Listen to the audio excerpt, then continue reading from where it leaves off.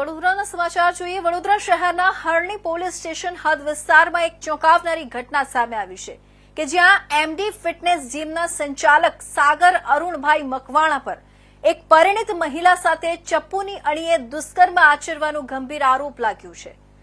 Gym સંચાલક સાગર મકવાણાએ ઇન્સ્ટાગ્રામના મારફતે યુવતી સાથે મિત્રતા કરી હતી।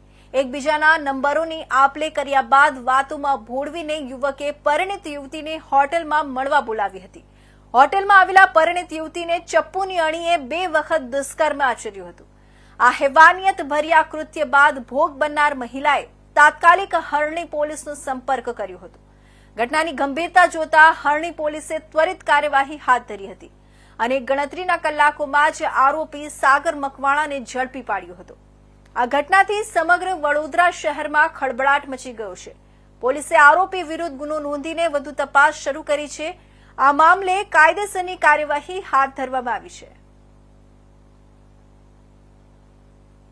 ગઈ તારીખ 4/6ના રોજ એક મહિલા બેને પોતાની ફરિયાદ આપેલી છે કે સાગર મકવાણા નામના વ્યક્તિ સાથે પોતાના ઇન્સ્ટા દ્વારા પરિચયમાં આવેલા અને 4 તારીખે 4 વાગ્યાની આસપાસ એ હરણી તળાવે મળે છે અને પછી વડોદરાના કોઈ એક ગેસ્ટ હાઉસમાં જાય છે।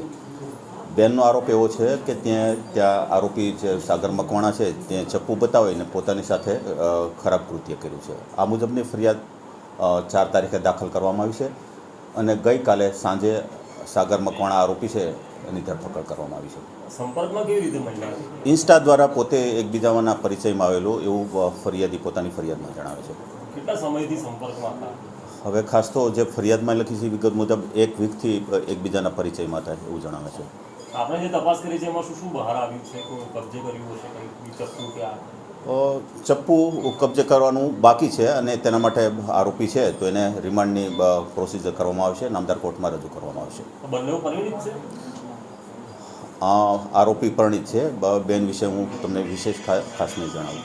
વાત એવી સામે કે હોટલમાં ગયા ને પછી એને નીચે ઉતરીને ડાયરેક્ટ પોલીસ ફરિયાદ કરી। હોટલના સીસીટીવી ફૂટેજ કંઈ ડોક્યુમેન્ટ એ તપાસના કામે જે ચાલે છે તેમાં કબજે કરવામાં આવે છે અને એ તપાસ હાલશે। કઈ હોટલમાં ગયા? ના, હોટલનું નામ નહીં આપો। ગાડી કબજે નથી કરી? ગાડી કબજે કરવાની જે તપાસના કામે જે વિગત ખુલે એ બાકી છે। આજે આરોપીને રિમાન્ડ માટે રજૂ કરવામાં આવશે। આરોપીને પોતાનું એમડી ફિટનેસ નામનું જીમ છે બાપોદ પોલીસ સ્ટેશનમાં। જી પાડન? ના, એવું તો હાલ કોઈ વિગત ધ્યાન નથી આવી। પોતાને જીમ છે અને પોતે તે જીમ ટ્રેનર તરીકેનું કામ કરે છે।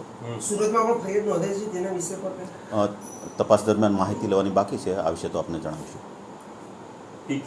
ભાઈનો શું રોલ છે? ના, હાલ નથી, તપાસમાં નથી।